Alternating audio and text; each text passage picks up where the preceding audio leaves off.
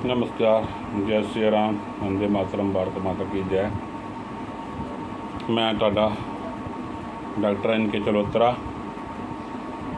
एक जनहित जो मुद्दा है आपके समक्ष लेकर के आया हूँ और उम्मीद करता हूँ कि आप सब लोग इस मुद्दे पर साथ देंगे।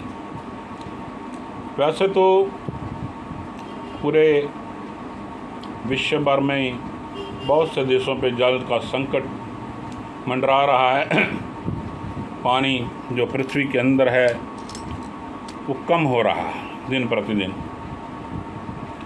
और पानी की जो नीचे की गहराई है जहाँ से पानी आना शुरू होता है वो बहुत गहरी होती जा रही है। उसके बहुत से कारण हैं। उसमें से एक मुख्य कारण, मैं पंजाब प्रदेश की बात करूं तो इसमें किसान हैं मुख्य कारण, ज़मींदार हैं, जाट हैं, जिनके पास बहुत बड़ी ज़मीनें हैं। क्योंकि पहले सिंचाई नहरी पानी से होती थी और ज़मीन का जल स्तर था जो नहरों के पानी के फ्लो होने से, प्रवाह होने से ज़मीन की तरौत हो जाती थी। पानी ज़मीन में समा जाता था, वो चाहे नाले थे, कस्सियाँ थी, छोटी छोटी आड़ें थी, ड्रेनेज थी, उसकी वजह से पानी जो है ज़मीन के अंदर चला जाता था और जो ज़मीन का पानी का लेवल है वो उच्च स्तर पर रहता था। 30-40 फुट पे ही पानी जो ज़मीन से निकलना शुरू हो जाता था। अब क्या हुआ कि कुछ सरकारें आई, उन्होंने इलेक्ट्रिसिटी, बिजली बिल्कुल फ्री कर दी। ख़ास तौर पर किसानों को, ज़मींदारों को बिजली के फ्री होने से बहुत से लोगों ने ट्यूबवेल जिनको कहते हैं वो लगवा लिए, और जहाँ पर एक ट्यूबवेल की आवश्यकता थी वहाँ पर 5-5 ट्यूबवेल लगाए गए। शहरी क्षेत्रों में कमेटियों, कॉरपोरेशनों में भी अपने वोट बैंक को साधने के लिए जहाँ पर एक ट्यूबवेल की आवश्यकता है वहाँ पर 3-3 ट्यूबवेल लगाए, 4-4 ट्यूबवेल लगाए। लोगों ने घर में, जो सामान्य लोग रहते हैं गांव और शहरों में, सबमर्सिबल लगा लिए और पानी की कदर नहीं की। जो पंजाब, 5 पानियों की धरती पंजाब है, इसी प्रकार और भी प्रदेश होंगे। अगर सर्वेक्षण किया जाए भारत के, तो इन सब लोगों ने ज़मीन से इतना पानी निकाला पिछले 30 साल में। पानी की गहराई इतनी ज़्यादा है कि अच्छा स्वच्छ पीने योग्य पानी 300 फीट से पहले नहीं प्राप्त होता। 120 फुट मिनिमम जो है पानी आने का स्टैंडर्ड हो गया है पंजाब में, और 300 फुट अच्छा पानी। 700 फीट के बाद पानी नहीं है, कंक्रीट है ज़मीन।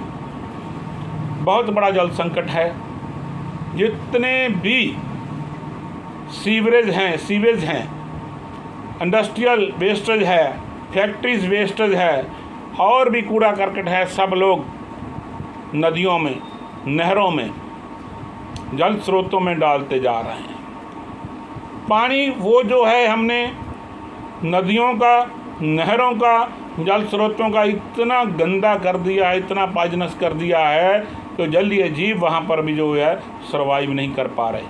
कुछ जातियाँ विलुप्त हो गई हैं, और जो ज़मीन के नीचे का जो पानी है वो भी ख़त्म होने के कगार पे आ गया है। अमृतसर का अल्टीमेटम 2 से 3 साल हैं, जो अमृतसर शहर है उसका अल्टीमेटम, 2-3 साल में अमृतसर का ज़मीन का पानी लेवल ख़त्म हो जाएगा। इसी प्रकार बठिंडा है, वहाँ पर इतना यूरिया यूज़ किया किसानों, ज़मींदारों ने इतना केमिकल यूज़ किया कि यूरेनियम की बहुत अधिकता हो गई उस ज़मीन में, और ज़मीन से निकलने वाला पानी यूरेनियम युक्त है और कैंसर जो है वो पैदा कर रहा है। लोगों में कैंसर जो है उस पानी को पीने से हो रहा है। उनके बड़े बड़े जो ट्यूबवेल लगे हैं लोगों को जल सप्लाई के, वहाँ के आगे RO लगाए गए हैं, फिर भी उनमें यूरेनियम की क्वांटिटी आ रही है। यही प्रक्रिया अमृतसर में भी हो रही है और ज़िलों में भी हो रही है। लेकिन हम बेखबर हैं। टूटी बाहर कोई चलती है पानी की तो चलती रहे, किसी का ध्यान नहीं होता, उसको बंद कर दिया जाए। कोई भी ट्यूबवेल है, किसी ने अपने खेत को पानी लगाने के लिए छोड़ रखा है तो रात भर उसको चलता रहने देते हैं, बड़े पानी उछल करके दूसरे खेतों में चले जाए, वेस्टेज हो जाए। तो किस प्रकार हम पानी को बचा पाएंगे? पानी के बिना तो जीवन ही नहीं है।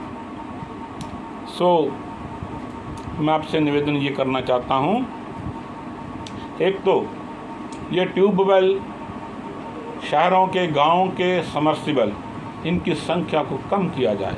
सिंचाई नहरी पानी से की जाए, सिंचाई ड्रेनेज से की जाए, सिंचाई जो सूए हैं, जो नाले हैं, जो उसके बाद आड़े हैं, जो कस्सियाँ हैं, उनके द्वारा की जाए। बेशक हार्ड वर्क करना पड़ता है, लेकिन जल स्रोत और धरती का जो पानी का स्तर है वो बढ़ जाएगा। जो तालाब थे, छप्पड़ थे पानी के और स्रोत थे, उनको पुनर्जीवित किया जाए, और जो कुएं हैं उनके जल का प्रयोग किया जाए, उनको साफ सुथरा रखा जाए, तो जिंदगी संभव है पंजाब में। नहीं तो पंजाब मरुस्थल बन जाएगा, रेगिस्तान बन जाएगा। और पंजाब 5 पानियों की धरती जो है तो पानी के लिए तरसेगी, लोग मर मिटेंगे, ख़त्म हो जाएंगे। मेरा एक सुझाव है सभी संस्थानों से, सभी कार सेवकों से, सभी बड़े बड़े जो सोशलिस्ट हैं, समाज सेवी हैं,